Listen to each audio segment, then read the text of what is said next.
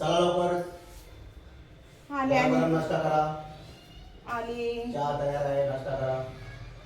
थांबा 2 मिनिटं. तुम्हाला म्हटलं तर मी नाश्ता करून घ्या, मी आंघोळ करून येते. नाही चला ना. चल तू पण चल लवकर. अहो थोडेच पोहे होते ते खाऊन घ्यायचे असते. चला दोघं जण खाऊया, थोडे का होत नाही. बरं ठीक आहे बाबा. चला मी केलं टाकून ठेवले मी, चला लवकर. आले. चला प्लेटमध्ये टाकले. चला बाई, आता एका तरी कामाला सुट्टी मिळेल, कमीत कमी 5 मिनिटाचं का काम होईना, पण तेवढी तरी सुट्टी आहे आज. छान वाटतं पण नवऱ्याने आपल्यासाठी काही केल्यानंतर, हो की नाही. चहा पण बनवला? हो. वा वा. हे काय अद्रक वगैरे टाकली का? सर्व टाकलंय. ठीक आहे चला अद्रक, तर. चहा पावडर, साखर, दूध, असं का? थोडं पाणी पण टाकलंय तिच्यात. अच्छा. पूर्ण रेसिपी सांगताय मला? ठीक आहे ठीक आहे. 2 डिश तयार केल्यात त्यांनी, ते म्हटले दोघं जण खाऊ. आता एवढेशेच पोहे दोघांनी खायचे बघा आता तुम्हीच.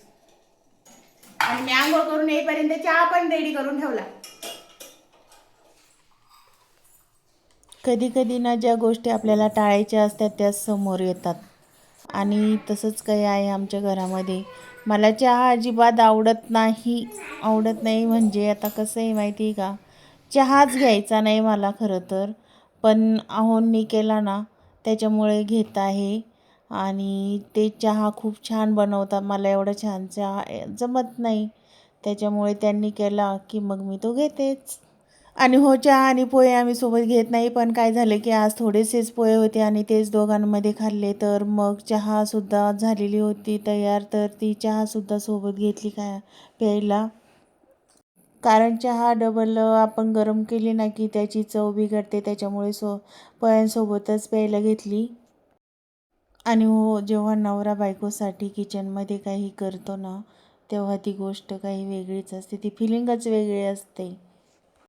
कामांचं काय हो, दोघांनाही त्यांची त्यांची कामं करावीच लागतात, पण खरं नातं तेव्हाच खुलतं जेव्हा दोघेही एकमेकांसाठी मनापासून काहीतरी करतात.